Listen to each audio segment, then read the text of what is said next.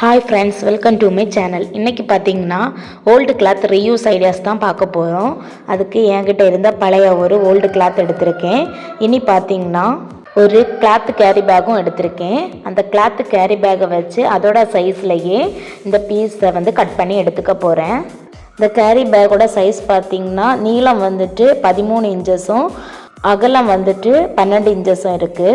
அதே சைஸில் கிளாத்தை கட் பண்ணி எடுத்துட்டேன். இனி இந்த கிளாத்து கேரி பேக்கில் ஒரு சைடை நான் கட் பண்ணி எடுக்க போகிறேன். ஒரு சைடு தான் நமக்கு தேவை.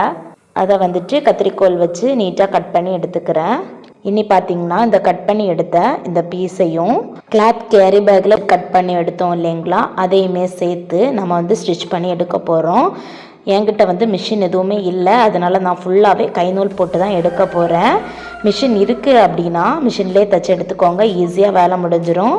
இனி ஒரு சைடு ஃபுல்லாக நான் கைநூல் போட்டு இந்த மாதிரி எடுத்துக்கிறேன். இது எதுக்குன்னா அடுத்து நம்ம தைக்கும்போது இது நீங்கள் எதுவுமே போகாமல் இருக்கிறதுக்கு தான், கொஞ்சம் நீட்டாக இருக்கும். அடுத்து நம்ம இதை பிடிச்சி எடுக்கிறதுக்கு இது ஃபுல்லாகவே 4 சைடும் தேவைப்பட்டுனா போட்டு எடுத்துக்கலாம். நான் ஒரு சைடு மட்டும் போட்டு எடுக்கிறேன். இந்த கிளாத்து காட்டன் கிளாத்துங்கிறதுனால ஒரு சைடு நம்ம ஸ்டிச் பண்ணி எடுத்தாலே நீட்டாக இருக்கும். நமக்கு துணி இங்கே பிடிச்சி அங்கே போகாது, நம்ம கைக்கு ஏற்ற மாதிரி இருக்கும். இப்படி வேறு கிளாத் எடுக்கிறீங்க அப்படின்னா நீங்கள் 4 சைடும் போட்டு எடுத்துக்கோங்க. அப்போ உங்களுக்கு அடுத்து தைக்கிறதுக்கு ஈஸியாக இருக்கும்.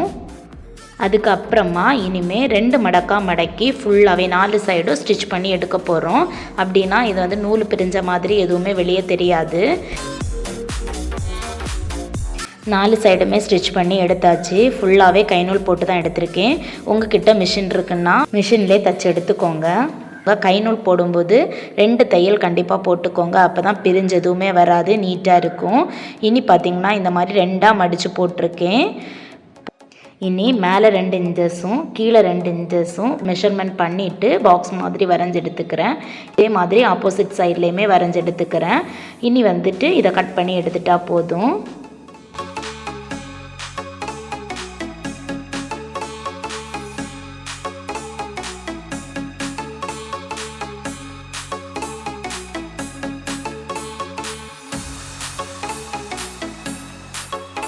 கட் பண்ணி எடுத்தாச்சு. இனி பார்த்திங்கன்னா 13 இன்ச்சஸ் நீளத்துக்கு 2 பீஸ் கட் பண்ணி எடுத்துக்கிறேன். லென்த்து 1.5 இன்ச் அளவு இருக்கிற மாதிரி எடுத்திருக்கேன். இது கயராக தான் நம்ம யூஸ் பண்ண போகிறோம். 2 சைடையுமே மடித்து இந்த மாதிரி உள்பக்கமாக வச்சு ஸ்டிச் பண்ணி எடுத்துக்க போகிறேன். துணி வெளியில் பிரிஞ்சு வராமல் இருக்கிறதுக்கு தான் இந்த மாதிரி மடித்து ஸ்டிச் பண்ணி எடுத்துக்க போகிறோம். இதே மாதிரி ஸ்டிச் பண்ணி எடுத்துக்கோங்க. இந்த கயரோட லென்த் அதிகமாக வேணும்னா கொஞ்சம் கூட லென்த்து பெருசாக எடுத்துக்கோங்க. அப்போ இன்னுமே கொஞ்சம் பெரிய சைஸாக உங்களுக்கு கிடைக்கும். கைநூல் போட்டு எடுக்கும்போது கண்டிப்பாக 2 தையல் போட்டுக்கோங்க, அப்போ தான் உங்களுக்கு பிரிஞ்சதும் வராது, ஸ்ட்ராங்காக இருக்கும். உங்கள்கிட்ட மிஷின் இருக்குது அப்படின்னா மிஷினை யூஸ் பண்ணிக்கோங்க, ரொம்ப ஈஸியாக இருக்கும் உங்களுக்கு. கயர் ஸ்டிச் பண்ணி எடுத்தாச்சு. இனி இதே மாதிரி இன்னொரு பீஸ்லையுமே பண்ணி எடுத்துக்கோங்க. 2 ஸ்டிச் பண்ணி எடுத்திருக்கேன். இனி பார்த்திங்கன்னா இந்த 2 சைட்லேயுமே இதே மாதிரி தைச்சி எடுத்துக்க போகிறோம். ஆல்ரெடி நம்ம தைச்சி வச்ச பீஸில் தான் கயர் மாதிரி தான் தைச்சி எடுக்க போகிறோம். அதுக்கு பார்த்திங்கன்னா 2 சைட்லேயுமே 3 இன்ச்சஸ் கேப்பு விட்டு மெஷர்மெண்ட் பண்ணிக்கோங்க. அதுக்கப்புறமா அந்த கேப்புக்குள்ளாடி நம்ம ஸ்டிச் பண்ணி எடுத்துக்கலாம். இதை ஒரு பர்ஸ் மாதிரி தான் நம்ம தைச்சி எடுக்க போகிறோம். இனி இதே மாதிரி ஆப்போசிட் சைட்லேயுமே மெஷர்மெண்ட் பண்ணிவிட்டு அந்த சைட்லேயுமே இன்னொரு கயரை நம்ம ஸ்டிச் பண்ணி எடுக்கணும். 2 சைடுமே மார்க் பண்ணியாச்சு. இனி பார்த்திங்கன்னா நல்லா ஸ்ட்ராங்காக ஒரு 4-5 தையல் இருக்கிற மாதிரி ஸ்ட்ராங்காக தைச்சி எடுத்துக்கோங்க. அப்போ தான் கயர் கொஞ்சம் நல்லா ஸ்ட்ராங்காக இருக்கும்.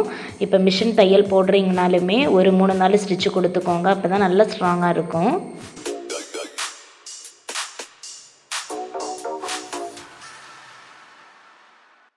2 சைடுமே தைச்சி எடுத்தாச்சு. இனி பார்த்திங்கன்னா சிப்பு தான் நம்ம தைச்சி எடுக்கணும்.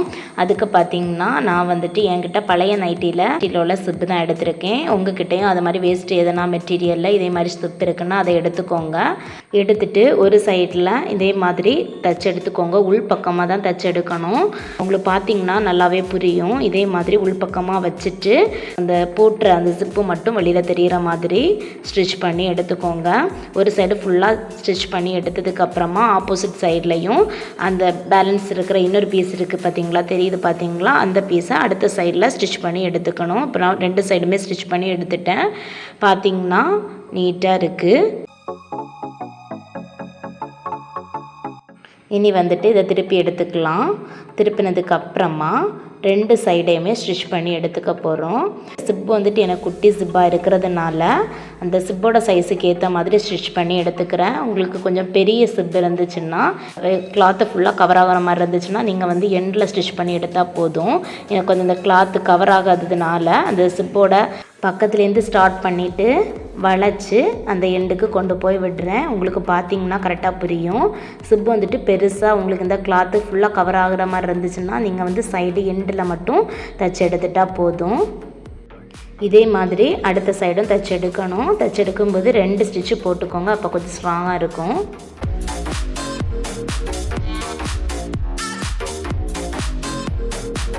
ரெண்டு சைடும் தைச்சி எடுத்தாச்சு. இனி டா மாதிரி இருக்குது பார்த்தீங்களா, இந்த ஓப்பன் சைடை இந்த மாதிரி மடக்கிட்டு ஸ்டிச் பண்ணி எடுத்துக்கோங்க. 2 பக்கத்தையுமே இதே மாதிரி மடக்கி ஸ்டிச் பண்ணி எடுத்துட்டால் போதும். மிஷினில் தைச்சி எடுத்திங்கன்னா ரொம்ப டைம் எடுக்காது, சீக்கிரமாக நமக்கு தைச்சி எடுத்துக்கலாம். ரொம்பவே ஈஸியான மெத்தடு தான். மிஷின் இல்லை அப்படின்னா நம்ம கை நூல் போட்டு எடுத்துக்கலாம், கொஞ்சம் டைம் எடுக்கும் அவ்வளோதான். ஆனால் வந்து நீங்கள் 2 ஸ்டிச்சு போட்டு எடுத்திங்கன்னா ரொம்ப ஸ்ட்ராங்காக இருக்கும்.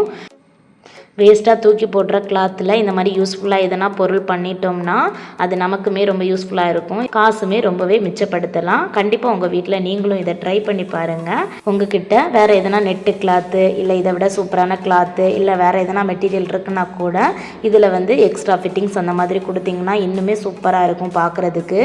அவ்வளோதான், ஃபுல்லாக நான் 2 சைடுமே ஸ்டிச் பண்ணி எடுத்துட்டேன். திருப்பி எடுக்கும்போது சூப்பரான பர்ஸ் நமக்கு ரெடி ஆகிடுச்சு. இது பார்த்திங்கன்னா உங்களுக்கே தெரியும், இதில் வந்துட்டு நிறைய திங்ஸ் நம்ம கேரி பண்ணிக்கலாம். இது வந்துட்டு நான் ப்ளைனாக தான் யூஸ் பண்ண போகிறேன். இல்லை உங்ககிட்ட வந்துட்டு லேஸ் எதுனா இருந்துச்சு அப்படின்னா குட்டி குட்டி ஃப்ளவர்ஸ் அந்த மாதிரி இருந்துச்சுனாலும் நீங்கள் வந்துட்டு இதில் ஸ்டிச் பண்ணி எடுத்துக்கலாம். இன்னுமே பார்க்குறதுக்கு அழகாக கிராண்டாக இருக்கும்.